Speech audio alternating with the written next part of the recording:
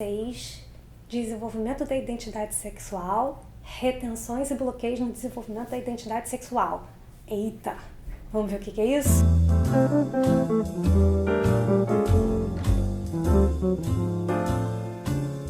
Vamos voltar lá.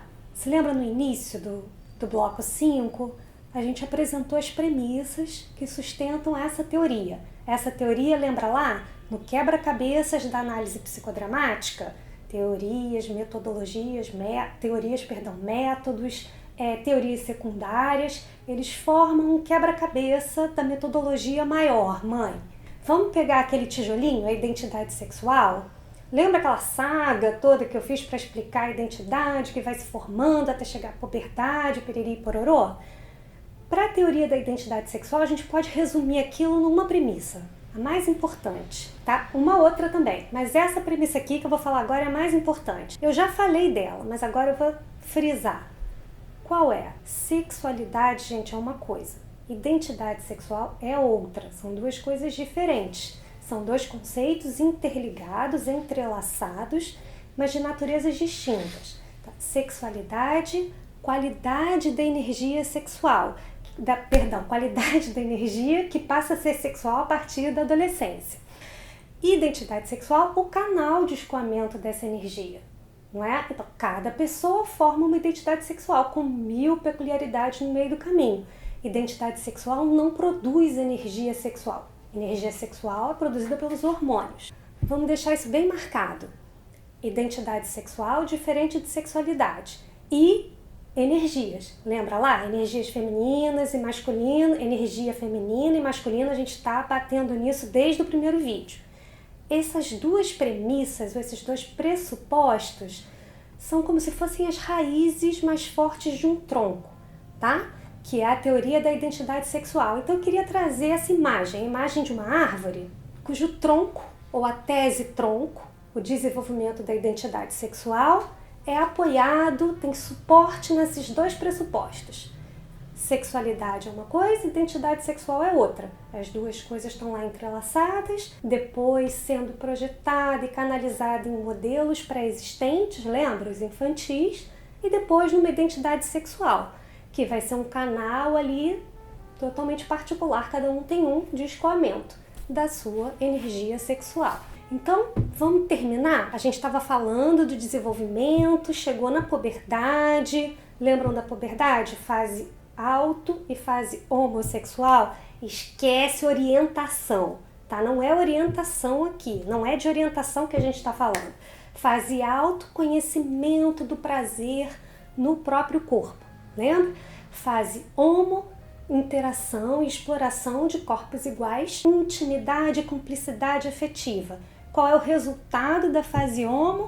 Ter sintonia com como é se sentir um homem ou uma mulher num corpo ou numa energia masculina e feminina, correto? Então vamos lembrar lá, fase autossexual, fase homossexual, esquece orientação homossexual, não é isso agora, não é disso que a gente está falando. Fase auto, chegou a energia sexual, conhecimento, exploração dessa energia no próprio corpo, começar a entrar em contato com fantasias sexuais, e começar aos pouquinhos a direcionar essa fantasia para pessoas. Não é que pessoas são essas? O grande amigo, lembra? Quem é o grande amigo?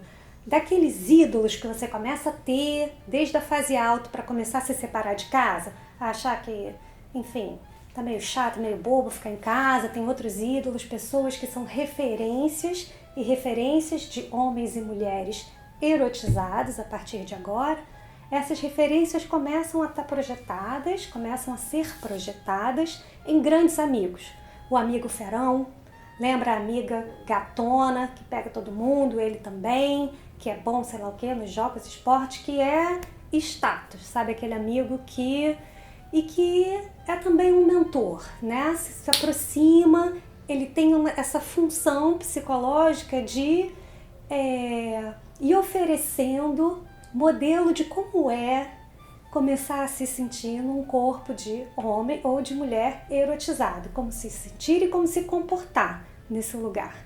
Então essa é a função psicológica da fase homo e da fase alta. A primeira, começar a entrar em contato com o prazer no próprio corpo. A segunda, começar as trocas afetivas e tal, a cumplicidade entre os amigos do mesmo sexo e a sintonia com a energia do seu sexo no seu corpo. Então vamos agora para a fase de transição. Transição de quê? Agora é a fase que começa a ver curiosidade e interesse por como é que se sente e se comporta a pessoa no outro sexo. Mas vamos lembrar o esquema. Lembra o esquema do grande amigo? Projeção de traços do cara ou da mulher erotizados que a gente quer ser naquele momento. O primeiro namorado, no caso das meninas, e a primeira namorada, no caso dos meninos, é igualzinho. Né? O que a gente está falando agora? De se sintonizar com como se sentir e se comportar, só que no outro sexo. Qual a importância disso, gente? O esquema é o mesmo, tá? Pensa lá, a projeção dos ídolos, no caso é só um carinha. Mas enfim, das mulheres ídolo em uma primeira namorada, que não necessariamente é uma primeira namorada real, sabe? Às vezes é uma primeira namorada que é a sua primeira namorada, mas ela nem sabe. Mas enfim, ela tem essa função de ser a primeira que te desperta todos aqueles negócios, e pode haver um namorico ou não, a intensidade dos sentimentos é muito maior. Qual é a função dessa primeira namorada ou primeiro namorado? Começar a criar sintonia com as trocas energéticas entre feminino e masculino, tanto no como se sentir, como no como se comportar, não é? Vamos lembrar, impelir e acolher. Então, qual é a função dessa fase? Interações entre trocas energéticas e afetivas entre os dois sexos. Claro que as energias estão aí presentes, não é? Mas se a gente imaginar que uma pessoa estruturalmente passou por essa fase, chegando na fase de transição ou fechando essa fase, a pessoa está pronta para uma interação sexual. Não só um comportamento sexual, entende? Ou fazer sexo em duas pessoas, mas ela sozinha, em três, whatever, entendeu? Mas ela sozinha. Uma interação de fato com trocas energéticas, eróticas e sexuais, tá bom? No final dessa etapa, essas pessoas estão prontas para irem conhecendo aquela dança interacional que a gente chama sexo. O que isso quer dizer? Se sintonizar com a escalada do prazer no corpo, no seu sexo e no outro. Curtir isso. É isso, gente, que dá liga no sexo. As interações e trocas entre todas as formas corporais e energéticas de viver o erotismo e o prazer no seu corpo, no corpo do outro e na interação, tá? Essa vai ser a função do desenvolvimento da identidade sexual. Se você chegou até ali legal, na fase hétero, se supõe que temos duas pessoas sintonizadas com todas as possibilidades de trocas energéticas, corporais, sexuais e eróticas de todas as formas, certo? Discordo. E quem não gosta e não está interessado no outro sexo? Peraí, como seria uma interação sexual entre gays? Igualzinha, né? Gays estão se formaram em formas de sentir, se comportar e têm energias ativas e passivas. E essas trocas acontecem do mesmo jeito. E os bloqueios também, gente. Ela só vai ter uma orientação X e o outro vai ter uma orientação Y. Se fantasias elas não são teorizáveis, e o sexo é dependente da fantasia, por que fazer uma teoria? É tão subjetivo, né? Para que serve uma teoria? Certamente não é para normatizar e regular comportamento. Não, corta, X, não é isso.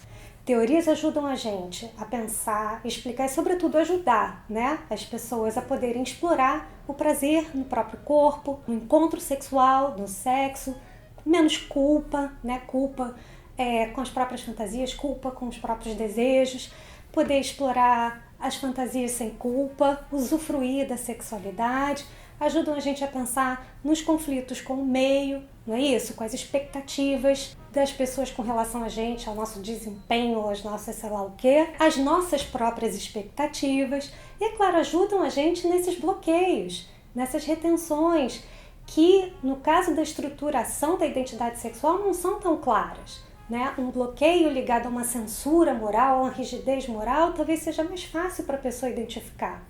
um bloqueio na identidade sexual, vai aparecer nessas sutilezas, mas sutilezas que às vezes atrapalham muito. Então, fechou a fase de transição, o que é importante ao ter se concluído essa fase?